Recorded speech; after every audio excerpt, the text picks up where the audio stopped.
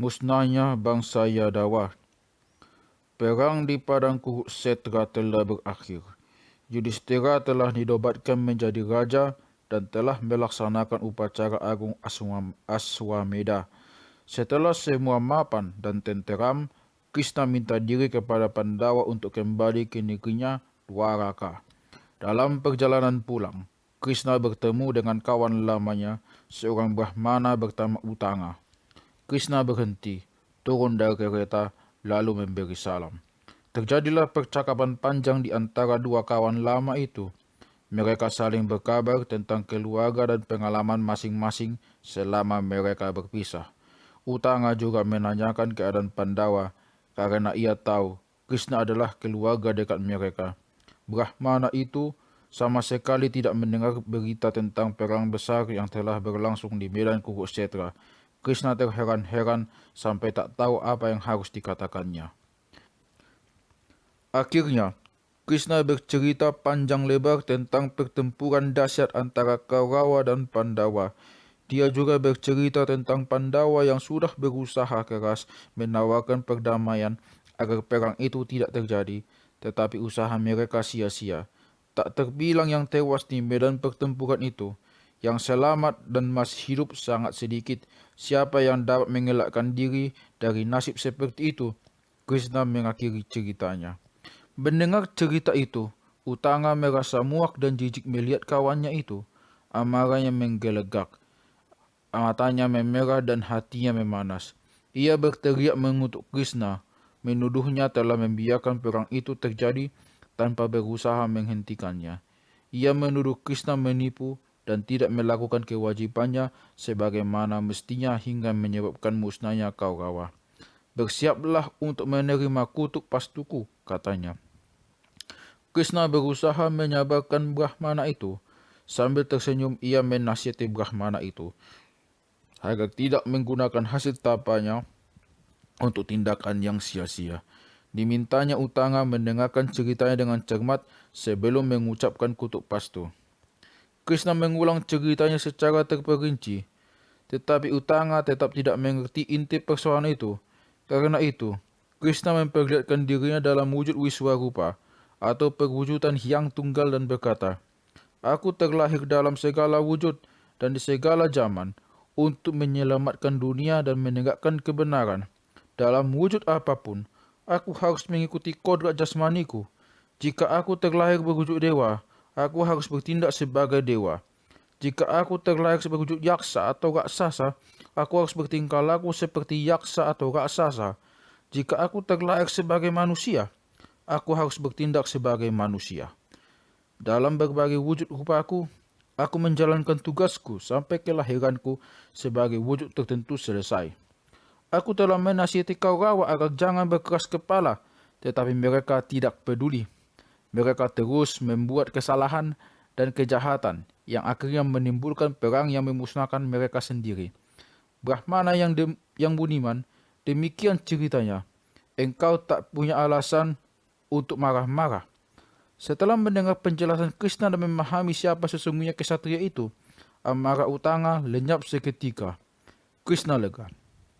Ia berkata, "Nah, sekarang apa yang dapat kuberikan kepadamu?" Utanga bersyukur bisa bertemu dengan Hyang Tunggal yang menjelma dalam wujud Krishna. Ia berkata bahwa ia tak ingin memohon sesuatu, tetapi ia terus didesak agar meminta sesuatu. Akhirnya ia mengajukan permohonan. "Kalau engkau hendak menganugerahkan sesuatu kepadaku, aku minta mantra yang bisa menolongku mendapat air segar kapan saja dan di mana saja." Krishna meluluskan permintaan itu. Pada suatu hari, dalam perjalanan melintasi padang rumput, Utanga merasa sangat haus. Ia mencari-cari tetapi tidak menemukan air setetes pun untuk minum. Ia teringat akan mantra pemberian Krishna. Segera setelah ia mengucapkan mantra itu, seorang pemburu tiba-tiba muncul di hadapannya. Pakaian compang-camping dan kumal berdebu. Bau keringatnya menusuk hidung. Tangan kanannya memegang alat berburu, di pinggangnya terselip sebilah kapak. Sebuah kantung kulit berisi air tergantung di pundak kirinya. Seekor anjing mengibas-ibaskan ekornya dekat kakinya. Lelaki kotor dan menjijikkan itu menyeringai dan berkata, "Rupanya Brahmana sangat kehausan. Aku punya air dalam kantung kulit ini. Silakan minum." Ia mengisi cangkir bambunya dengan air untuk disuguhkan kepada Utanga. Melihat lelaki kotor dan anjingnya yang dekil itu, Utanga berkata jijik, aku tidak haus, terima kasih." Dalam hati ia marah karena menganggap mata pemberian Krishna hanyalah olok-olok belaka. Lelaki kotor itu berulang-ulang menawarkan air kepada Utanga karena ia tahu Brahmana itu sangat kehausan. Utanga menjadi marah dan semakin jijik melihatnya. Tiba-tiba, pemburu dan anjingnya yang menjijikkan itu lenyap dari pandangan.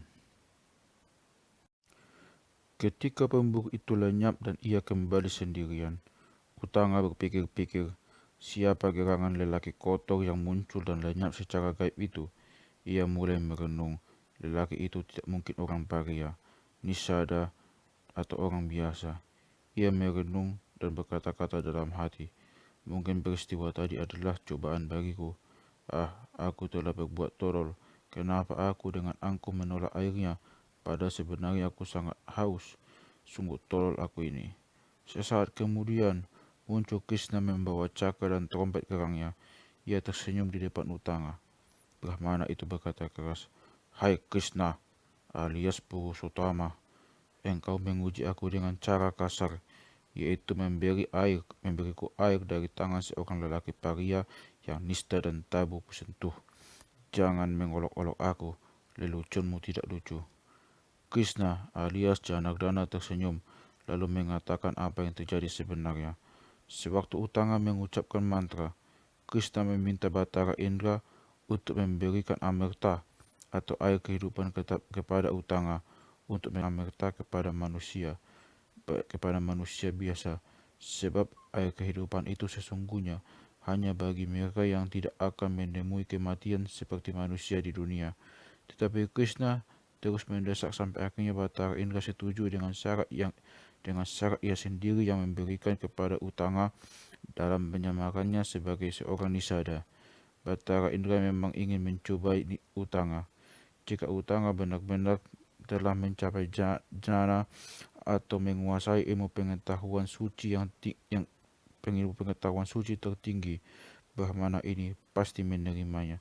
Tetapi Utanga yang dungu menolak airnya. Akibatnya, Krishna merasa sangat malu di hadapan Batara Indra. Menurut cerita itu, Utanga menyesal dan malu atas ketololannya sendiri. Demikian Krishna kembali ke negerinya dan memerintah selama 36 tahun. Di masa pemerintahannya, rakyat hidup makmur dan sejahtera. Suku Vrisni dan Boja yang masih berkerabat dengan bangsa Yadawa, bangsa asal keturunan Krishna, terkenal suka bersenang-senang. Karena hidup makmur, mereka jadi suka mengumpulkan barang-barang mewah, makan makanan lezat, minum minuman keras, dan berpesta pora. Lambat laun, mereka menjadi bangsa yang angkuh, liar, suka mabuk, gemar mengumbar hawa nafsu, lengah, dan gegabah. Mereka yang bekerja sebagai narapraja umumnya tidak jujur, gemar bermain wanita jalang, mudah disuap, dan hanya memburu kekayaan. Sementara itu, yang masih muda suka mabuk-mabukan dan hidup sesukanya tanpa mengindahkan adat dan kepercayaan.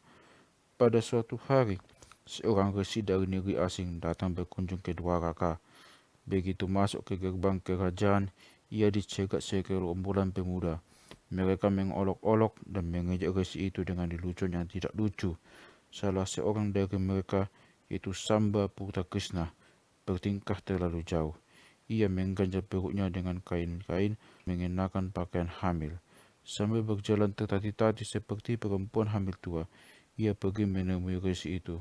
Kawan-kawannya tertawa-tawa, menertawakan lelucon mereka sendiri.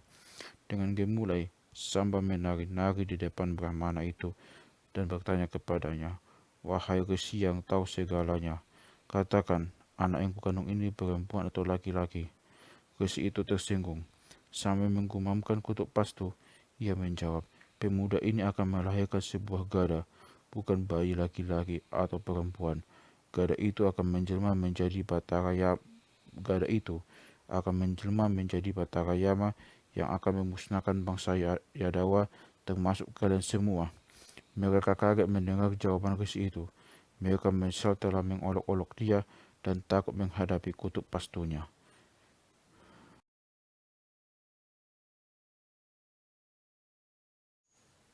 Benarlah, beberapa hari kemudian, Samba merasa perutnya sakit seperti orang hamil hendak melahirkan. Alangkah panik kawan-kawannya ketika melihat Samba benar-benar melahirkan sebuah gada, bukan bayi laki-laki atau bayi perempuan. Semua ketakutan karena ramalan resi itu terjadi. Semua berpikir resi itu benar dan sekarang gada itu akan memusnahkan bangsa mereka termasuk mereka sendiri. Mereka memungut gada itu lalu beramai-ramai menghancurkannya dan membakarnya hingga menjadi abu. Mereka lalu membuang abu itu jauh-jauh. Abu itu ditebarkan ke laut hingga tersebar kemana-mana ditiup angin dan dibawa ombak sampai ke tepi pantai. Lama tak terjadi apa-apa. Para pemuda itu sudah lupa akan lelucon mereka sendiri. Samba menjadi laki-laki biasa lagi. Tahun demi tahun berganti, musim demi musim berlalu. Rakyat terus hidup makmur dan bahagia. Mereka tak tahu sebagian abu gada itu jatuh ke pasir pantai. Ajaib, lambat laun pantai itu ditumbuhi rumput raksasa yang rimbun dengan batang-batang sebesar batang bambu. Di antara bangsa Yadawa yang ikut berperang di medan Kurukshetra, Krishna, Satyaki, dan bala tentara mereka bertempur di pihak Pandawa, sementara Kritawarma dan pasukannya bertempur di pihak Kaurawa. Setelah kembali dari Kurukshetra, Krishna membuat peraturan yang melarang bangsanya minum minuman keras. Tetapi peraturan itu kemudian diubah sedikit, yaitu rakyat diizinkan minum minuman keras pada hari-hari tertentu. Sebagai bangsa yang berwatak periang, bangsa Yadawa sangat gemar berpesta dan berwisata. Pada suatu hari, mereka berdharma wisata ke pantai yang ditumbuhi rumput raksasa. Mereka bersenang-senang, makan-makan, dan minum minuman keras sampai mabuk. Dalam keadaan mabuk, terjadilah pertengkaran mulut yang kemudian pecah menjadi perkelahian hebat. Mula-mula saling menghantam dengan tangan kosong. Kemudian ada yang memulai mencabut sebatang rumput raksasa berdaun runcing. Dengan itu, mereka saling menusuk. Mereka tak tahu itu rumput ajaib. Tertusuk ujung daunnya atau terhantam batangnya bisa menyebabkan kematian. Perkelahian hebat itu berawal dari pertengkaran kecil. Awalnya, Kritawarma adu mulut dengan Satyaki, padahal dua-duanya dalam keadaan mabuk. Satyaki mengejek Kritawarma. Hei Kritawarma, kau telah mempermalukan bangsa kita. Engkau membunuh musuhmu yang sedang tidur nyenyak. Itu bukan perbuatan kesatria sejati. Gara-gara kau, selama-lamanya bangsa kita akan menanggung malu. Kritawarma tersinggung mendengar ejekan itu. Ia membalas dengan pedas. Engkau tak ubahnya jagal sapi. Engkau membunuh Burisrawa yang sedang bersamadi. Engkau pengecut yang berlagak kesatria. Sorak-sorai pengikut mereka membuat Satyaki dan Kritawarma semakin memanas. Pertengkaran mulut tidak berhenti di situ, tetapi malah memanas menjadi pertarungan bebas. Suasana kacau. Pengikut Satyaki bertarung melawan pengikut Kritawarma dalam pertarungan bebas yang membolehkan apa saja. Putra Krishna, Pradyumna, juga ada di situ. Ia berniat menolong Satyaki, tetapi malah terlibat dalam pertempuran dan akhirnya menemui ajalnya. Kutub pastu resi yang pernah mereka hina menjadi kenyataan. Batang rumput berdaun runcing menjadi senjata utama. Semua akhirnya kena hantaman atau tusukan batang rumput ajaib berdaun runcing. Musnahlah bangsa Yadawa. Balarama yang menyaksikan peristiwa itu merasa sangat malu.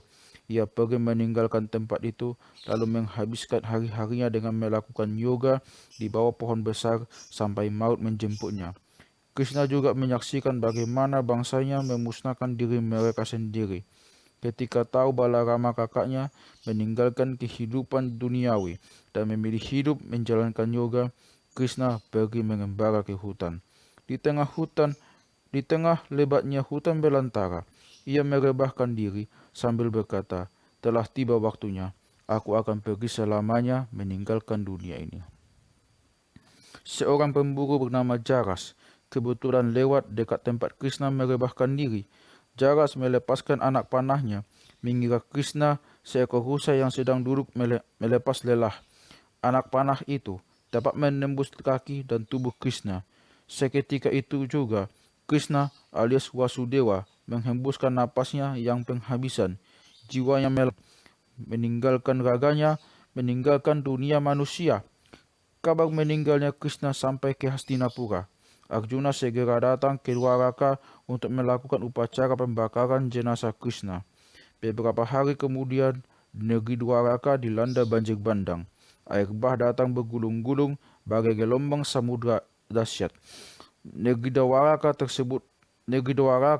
terseret arus ke laut dan akhirnya tenggelam di dasar samudra.